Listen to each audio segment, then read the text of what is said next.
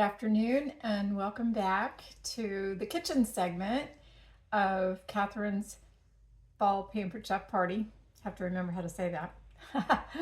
Tonight, I think I told you we were going to have sloppy joes, and I got this recipe off of Pinterest. Don't tell Pampered Chef. But anyway, it's a pretty easy recipe, but it is homemade sloppy joes. It's not just the mix that you buy in the store.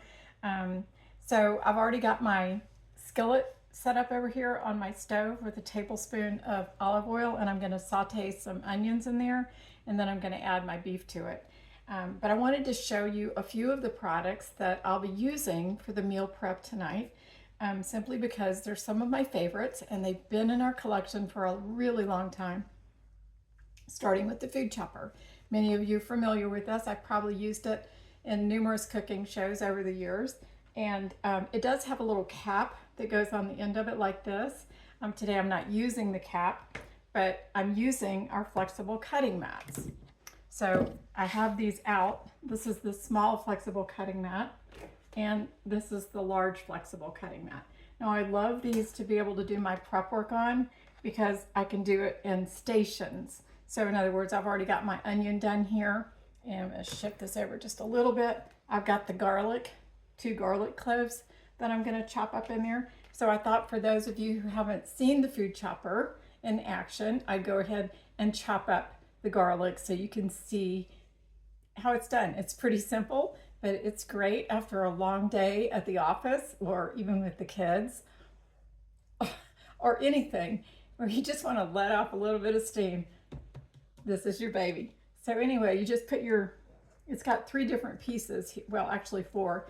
You can't include the base and then the collar and then the little food guard right here. But you just screw this back on, and this all comes apart to rinse off before I put it in the dishwasher. So top rack dishwasher safe.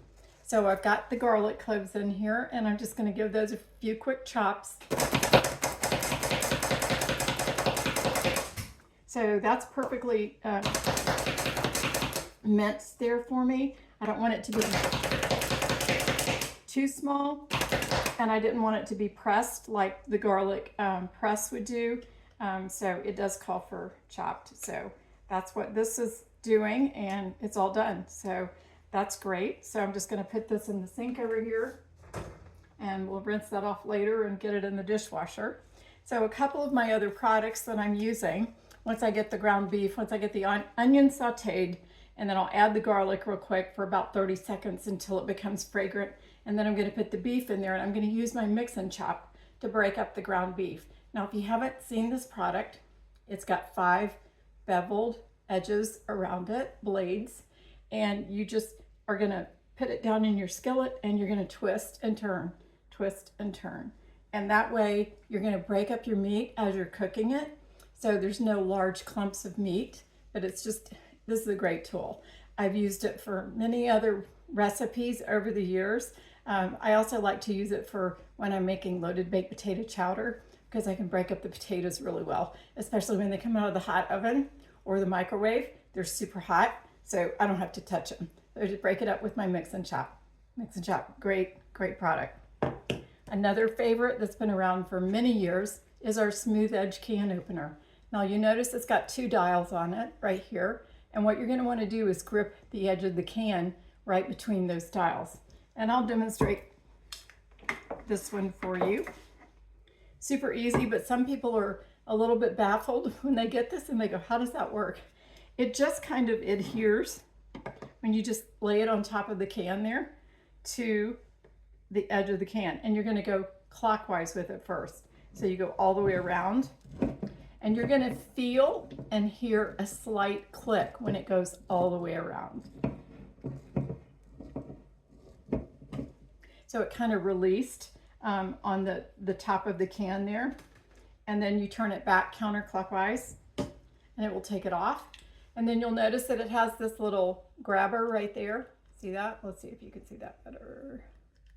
See how I'm just pressing this, and it just... all you're going to do is put this on the edge of the can, and it pulls the lid up. So there's no sharp edges on your can that you have to touch or cut yourself with. And if you've ever done that, you know that's an owie.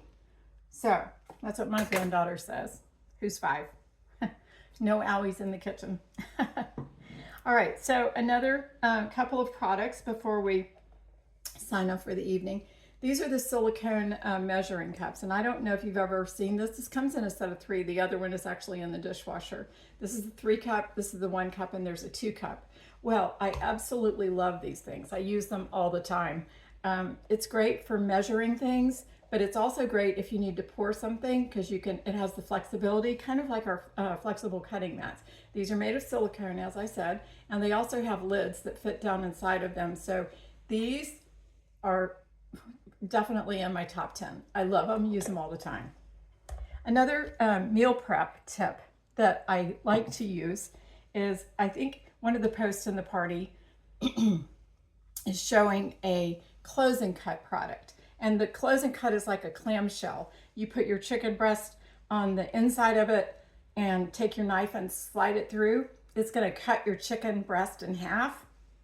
Excuse me. But then I take my cutting mats, and I use 2 small ones. Put them together on the shiny side. Put the chicken breast on here. Put the shiny side down, and lay it on the countertop. Shift my camera around here so you guys can see. And I take my meat tenderizer, and I just tenderize the meat when it's in between the 2 cutting mats. That way you're not wasting the plastic wrap or anything else that you would use, but you can just rinse this off with hot water. I don't put these in the dishwasher. They're not made to withstand the high drying heat that the dishwasher dries with. So if you use that feature on your dishwasher, you wouldn't want to put these in there. I just rinse them off with really hot water, and they're perfectly fine. I have an assortment of these, and I use them every day, several times a day. So I can't tell you which size is my favorite, because I use them all the same. So, but I love that being able to tenderize it with the mat, because the shiny surface is not going to allow the chicken to break up if you were tenderizing it just by itself.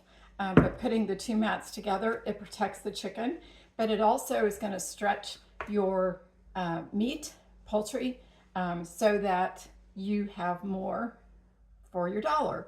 So I love that tip. This was shared with me by one of my customers, and I've been using it ever since she shared it, and it's a great money-saving tip.